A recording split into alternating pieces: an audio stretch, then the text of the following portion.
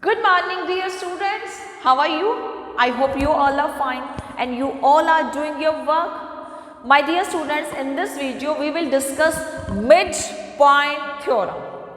This is the most important theorem of 8th chapter, midpoint theorem and the converse of the midpoint theorem. This theorem will tell you that in a triangle ABC, एक triangle ABC है and in a triangle there are three sides. Okay? तो कोई भी दो sides में अगर आपने mid point लिया है और उस मिड पॉइंट को आपने ज्वाइन किया है, ए बी सी ट्रायंगल है, ई लिया मिड पॉइंट ए बी का और एफ मिड पॉइंट है ए सी का और ई एफ को मैंने ज्वाइन किया, ठीक है ना, एक लाइन सेगमेंट बनी। मिड पॉइंट थ्योरम क्या कहती है कि इस line this line segment is parallel to the third side of the triangle and is equal to half of it. Statement समझ आई?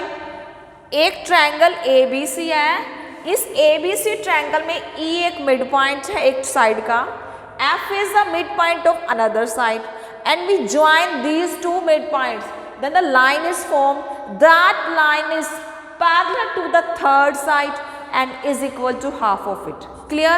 And the statement of the theorem is the line segment joining the midpoint of any two sides of the triangle. These are the two sides. Midpoint को line join करने से ये line segment बनी. Parallel to the third side. This side is parallel to the third side and is equal to half of it. और ये इसकी half हमें prove करनी है. Clear? This is a statement and this is the diagram. From this statement we formed. Okay? So let's prove this theorem. Firstly we have to write given. तो आपको given में क्या लिखना है? In triangle ABC, in triangle ABC, एक ABC triangle given है और दो मिड पॉइंट गिवन है और उनकी लाइन ज्वाइनिंग गिवन है. E is the midpoint of mid point of AB and F is the midpoint of AC and F is the mid point of AC. This is only given. Now what we have to prove? लिखोगे to prove. To prove. हमें क्या दिखाना है? हमें दिखाना है जो mid point से लाइन बनी है, that line is parallel to BC and is equal to half of it. तो आपको शो करना है EF parallel BC and EF equal to half of BC. This we have to show that or prove that. Okay? Let's construct something. अब इसमें हम एक construction लेंगे. Let's form the construction. I draw a line through C. एक C से मैं line draw करूंगी which is parallel to BA, जो क्या होगी BA के पैरेलल होगी. ठीक है ना, हमने सिर्फ पैरेलल लाइन ड्रॉ करनी है. तो आप लिखोगे through C draw a line parallel to AB. Okay, and this line meet the extended EF at point B. ये जो लाइन है मीट कहाँ करती है? अगर मैं EF को एक्सटेंड कर दूं एट पॉइंट D पर, ठीक है ना. This line meet at the extended point of EF at point D. Clear? तो लिखो construction. Firstly we will write our construction part. Construction, ठीक है ना. आप लिखोगे through C, draw a line which is parallel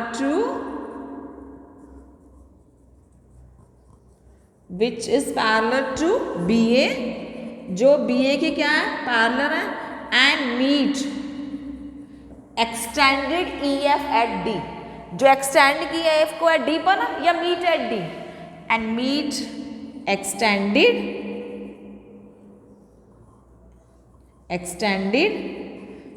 EF at D. ठीक है ना, एक्सटेंडेड EF का पॉइंट D है ना, उस पे मीट करती है. Clear?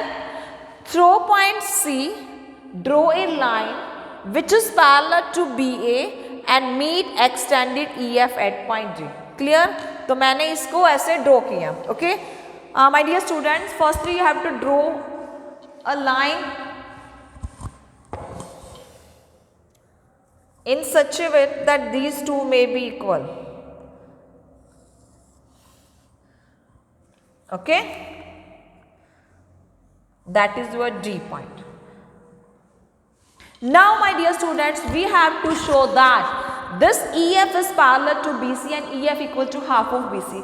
So let's start our proof part. Proof. Clear? My dear students, firstly I will take two triangles and we will prove that these two triangles are congruent. Okay, and after this I will tell you why we take these two triangles for proving they are congruent. तो लिखो in triangle. Firstly I will tell you the orally idea how can we prove that these two are parallel or half of it. Okay, पहले मैं ये दो triangle लूंगी. Okay, AEF and CFD. ये दो triangle he. This angle be 1 and this angle be 2. They both are equal. Reason क्या है? Vertically opposite angle. And it is given that F is the midpoint of AC. So AF equal to FC. It is also given. Given है. And my dear students, in construction part, we take that these two lines are parallel. If these two are parallel, AC is the transversal. So angle 3 equal to angle 4, alternate interior angles. ठीक है ना? So by ASA, congruence rule, these two triangles are congruent. Firstly, I will write all this. सबसे पहले मैं ये लिखूंगी, फिर हम कॉन्ग्रुएंसी से बताएंगे कि क्या पार्ट किसके इक्वल है बाय सिंप्लिसिटी. तो आप लिखोगे in triangle AEF and triangle CDF. ठीक है ना, मैंने AEF और CDF दो ट्रायंगल ली, तो आप लिखोगे angle 1 equal to angle 2. Reason क्या है? Vertically opposite angles. ठीक है, and AF equal to FC. Reason क्या है? F is the mid point. F is the mid point. Clear? And angle 3 and 4 क्यों इक्वल है? Because they are the alternate interior angles. Angle 3 equal to angle 4, alternate interior angles. Clear? So by A side S then A. यहाँ भी देखो A, S and A.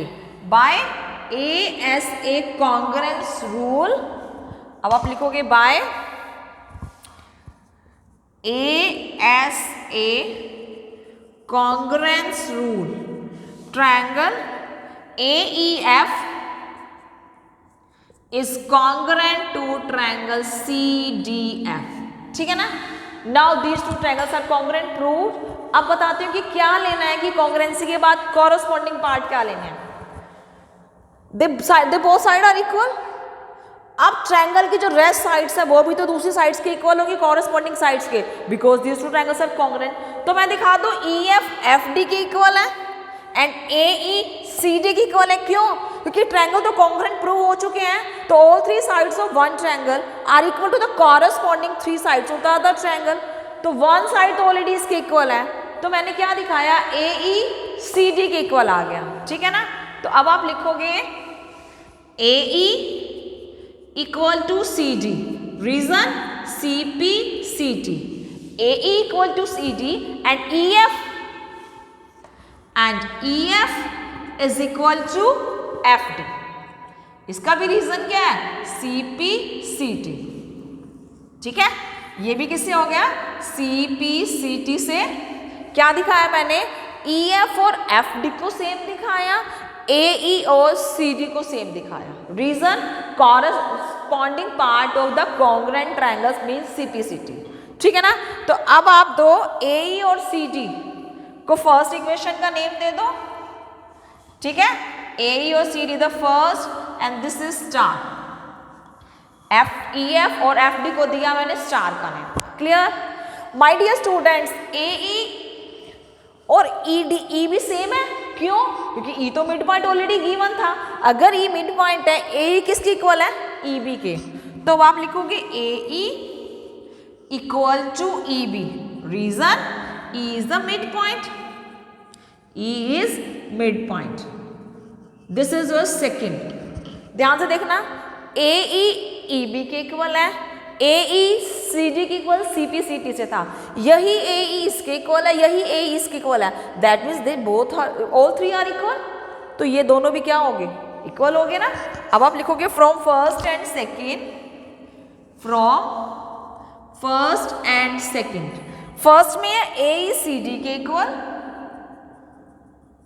और second में A E B के equal, तो that means A E C D E B तीनों same है, ठीक है ना, A E C D E B तीनों सेम है, they all three are equal. Now my dear students, मैंने सी डी को बी ए के पैरेलल लिया, अगर सी डी बी ए के पैरेलल है तो सी डी बी ई के भी तो पैरेलल होगा, ये दो लाइंस भी क्या होंगी, पैरेलल होंगी। These two lines are parallel and these two lines are equal also. So B C D E क्या बन गया एक parallelogram। क्यों बना? Because we did the basic theorems of parallelogram। उसमें क्या किया था कि if a pair of opposite sides are equal and parallel both, then this quadrilateral become a parallelogram। ठीक है ना। तो अब हमारे पास equal भी आ गया और parallel हमने लिया था कहां से, कंस्ट्रक्शन से। मैंने क्या था, through C draw a line which is parallel to B A, मैंने सी से एक लाइन ड्रॉ की थी जो बी ए के पैरेलल है। ओके, तो अब आप क्या लिखोगे,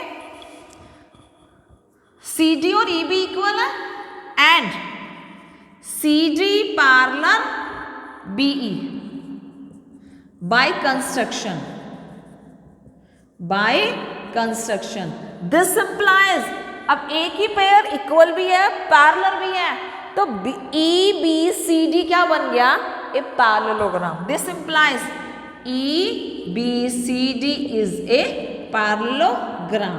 you can write this result in the reason also that in a quadrilateral if a pair of opposite sides are equal and parallel then this quadrilateral become a parallelogram। okay, और आपने ये लिखा कि इक्वल है parallel है, तो इससे क्या इंप्लाई होगा कि ये पैरेललोग्राम बन गया।